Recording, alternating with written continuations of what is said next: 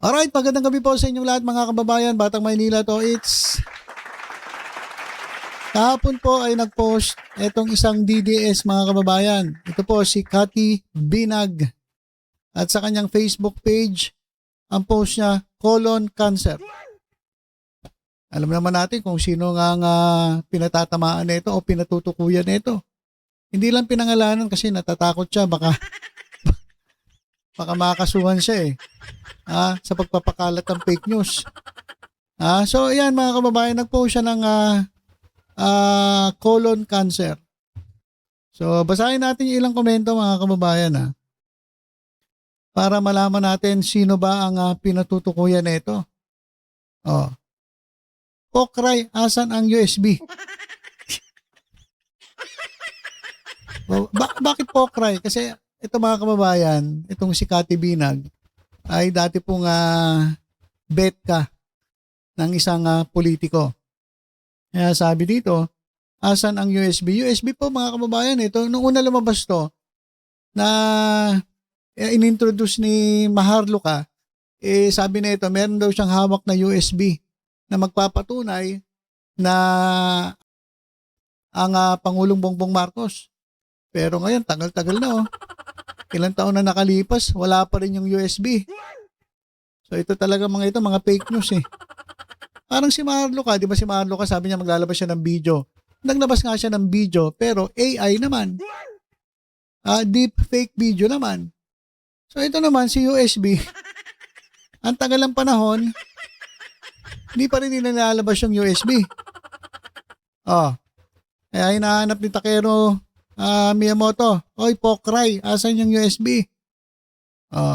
Sabi naman ng iba rito, may sakit pala dapat, Vice ang nagte-take over. Sabi pa ng ilang DDS, iba talaga kapag sinisingil ka.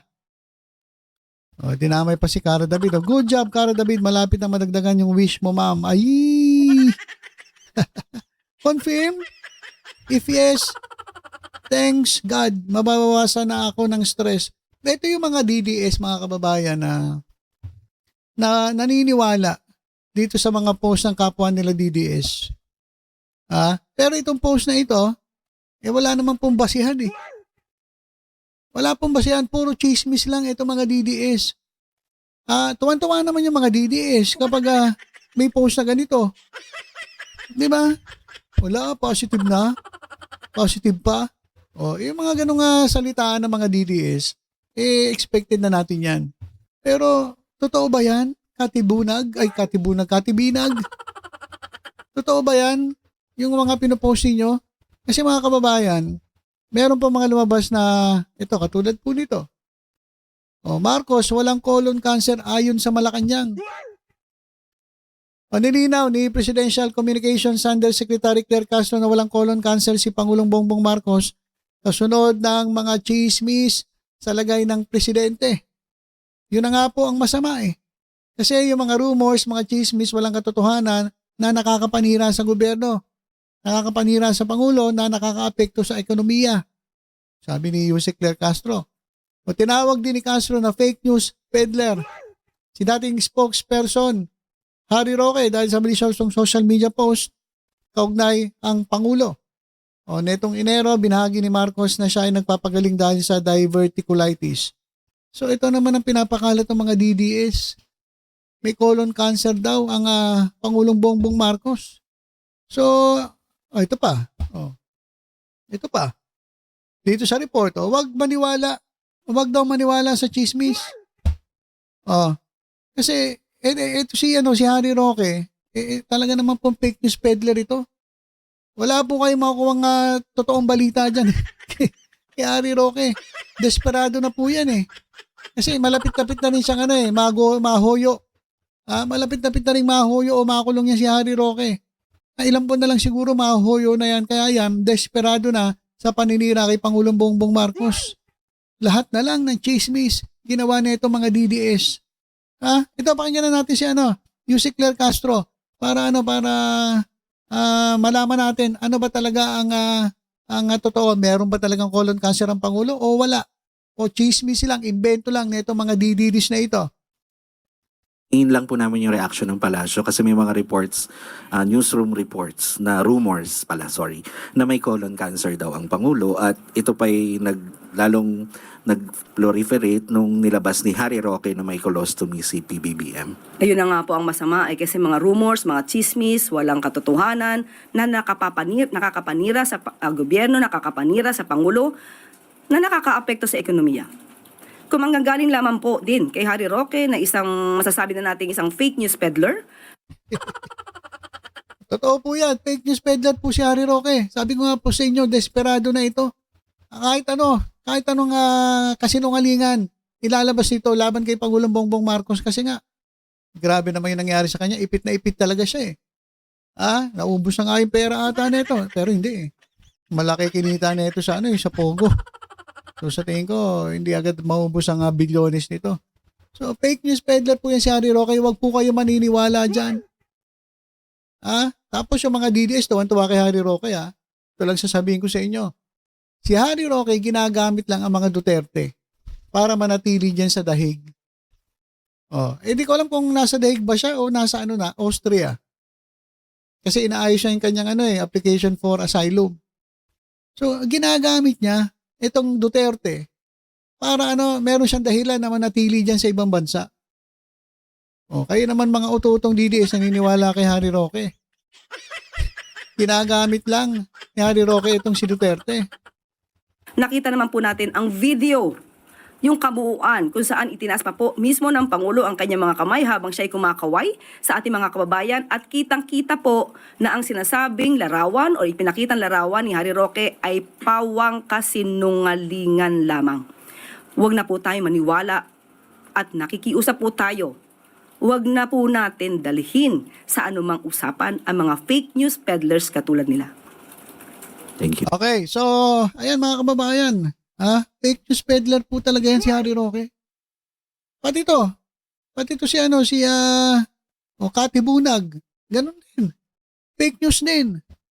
Hindi niya nga lang pinangalanan kasi wala naman siya resibo eh. Takot siya eh. Kaya nakalagay lang colon cancer. Takot din to kasi kung talaga matapang ito at meron silang siguradong basihan na may colon cancer ang Pangulo, di dapat nilagay niya dyan. PBBM, may colon cancer, pero wala eh. Takot din to eh. Kaya nakasulat lang colon cancer. Hindi niya pinangalanan. Ganyan niya, matatapang lang yan sa bagay niya, pero tingnan mo, subukan mo humarap sa yan. Sa proper forum. Tingnan nyo, atras ang yan. Parang yung mga kasama nilang keyboard warriors na pinaiyak lang dun sa Quadcom. Di ba? Matatapang doon sa kanilang social media accounts pero pag hinarap mo na sa halimbawa yung Quadcom, iba na. Atiklop na yung mga yan. So, itong fake news peddler na si Kati Binag, maging si Harry Roque, wag niyo pong paniniwalaan mga kababayan. Ito pa, meron pang fake news eh. Si Sara Duterte. Ganon din, fake news din. And how would the palace explain din po sa mga netizens na nagsasabing tila nawala na nga talaga ng interes ang palasyo sa pagpapakulong sa mga sangkot dahil sa pag-divert ng atensyon sa ibang problema ng bansa gaya ng ekonomiya? Kanino po ba nanggagaling ang ganyang mga pahayag? Dahil on the part of the President, that's not true. Hindi po nawawalan ng interes ang Pangulo sa pagpapanagot kung sino man ang dapat na managot. Tututukan lamang po ng Pangulo ang ekonomiya dahil kailangan po ito. Dahil sa sobrang ingay po na nagaganap, dahil sa binuksan niya po ang issue sa paggamit ng maanumalyang flood control projects or paggamit ng pondo at pag-aabuso dito, ay talaga pong nagkaroon ng ingay at ina-expect naman po ng Pangulo yan. Dahil kung galit po ang mga Pilipino sa korupsyon, lalo pong mas galit ang ating Pangulo. At kailangan lang daw pong tutukan, move forward. Ang sabi nga ng Pangulo, siya po ay tututok sa ekonomiya para naman po sa iba pa nating mga kababayan na hindi naman puro politika lang ang pinag-iisipan. On another topic lang po, Vice President Sara Duterte said she is no longer talking to senators sinabi niya po ito sa isang ambush interview sa Zamboanga because those who talk or help her are allegedly targeted by the administration. To quote, kapag merong kumakausap o tumutulong sa akin, binabanatan ng administrasyon, pinafailan ng kaso, tinithreaten at hinaharas. Ang respond to this allegation. It's another story telling a lie. Tandaan po natin, hindi nga natin malaman kung saan ba nanggagaling ang kanilang mga talent sa pag-i-spread ng mga fake news. Nauna na pong nagpakalat ng fake news ang Vice Presidente patungkol sa di umanong pagkaing baboy lamang ang 20 pesos na bigas na ipapamigay or rather ibibigay at ibibenta sa mas murang halaga ng Pangulo through Kadiwa Centers. Nandyan din po yung fake police blotter, altered police blotter mula sa Beverly Hills. Nandyan din po yung mga fake videos. Hindi isa, kundi dalawa, laban sa Pangulo at sa ating unang ginang. Lahat ng yan ay fake. So, sino ba talaga ang may kakayanan na gumawa ng karahasan? Sino ba ang nagbabanta ng buhay? So, sa ganyang mga statement, just tell it to the Marines. Alright, so yan mga kababayan, grabe talaga itong mga DDS, ano? Puro fake news. Wala na bang ano talaga to, itong mga DDS, wala na bang maitutulong sa bayan dito? Puro na lang paninira, puro misinformation, nagkakalat ng mga maling impormasyon. Para lang magulo itong ating bansa. Kaya sabi tuloy nung alam nyo, nung ating mga kababayan, lalong-lalo na dito sa ating YouTube channel na Batang Maynila Toits, yung mga subscribers natin. Alam nyo, sabi nga nila dapat mawala na itong mga Duterte. Kapag wala yung Duterte, sigurado maganda siguro takbo ng bansa natin eh. Kasi grabe sila magkalat ng fake news. Di ba? Puro fake news. Sara Duterte, Vice President, imbis na tumulong sa Pangulo, magtrabaho, wala, puro fake news din. Ayan galing mismo kay Yusek Claire Castro.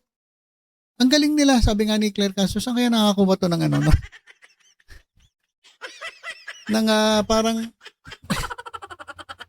hindi mo maintindihan saan sila kumukuha ng lakas ng loob, saan sila kumukuha ng powers para magkalat lang ng fake news. Hindi ba kayo naawa sa kapwa natin mga Pilipino? Na imbis na yung pag-iisip natin ay nakafocus na lang sa ekonomiya, nakafocus na lang sa pagpapaganda ng takbo ng pamumuhay ng ating kapwa mga Pilipino. Kayo mga government officials na dapat nagko-concentrate kayo sa inyong trabaho, sa inyong mandato na paunlarin ang ating bansa at bigyan ng konting pag-angat ang antas ng pamumuhay ng ating mga kababayan. Pero itong mga DDS puro fake news. Wala namang katapusan to. Kaya sabi nga nila, kapag wala na ang mga Duterte, sigurado gaganda ang takbo ng ating bansa. Kasi grabe yung puro na lang talaga fake news. Naririnig natin sa mga bunganga na ito, mga didilis na ito. At tulad na ito, may colon cancer daw ang Pangulo. Di ba? Wala naman Puro fake news, makapanira lang. Kaya mga kababayan, bilang mga tunay na Pilipino, bago po kayo maniwala sa mga chismis, sa mga pakalat ng mga DDS, siguraduhin nyo muna yung veracity ng kanilang pinagsasabi. Dito lang post ni Cathy Binag, colon cancer, dito pa lang, ibig sabihin, wala na siyang basihan. Wala siyang ebidensya, wala siyang resibo, kaya ayan lang ang pinost niya. Takot siya Kasi kung talagang meron siya resibo, lalagyan niya dyan, si PBBM may colon cancer. Pero ba't colon cancer lang? Wala. Mema lang. Mema sabi lang. Makapanira lang. Yan po. Si Cathy Binag, maging yung iba pang mga DDS. Kasi kung ano talaga yung yung pina-follow, ganun din yung followers. Kung fake news yung yung leader, fake news din yung followers. O kaya ganun. Di ba? So mga kababayan na malinaw. Alright. Wala pong colon cancer ang Pangulong Bongbong Marcos. Okay lang po siya. At huwag po kayo maniniwala sa mga DDS. Wala. Grabe. Hindi na nga nakakatulong, dagdag pa sa problema. Di ba? Okay, so yun lang po muna mga kababayan. Tutok-tutok lang po dito sa Batang Maynila Toits. Sa iba pang updates, ingat po tayong lahat. God bless po.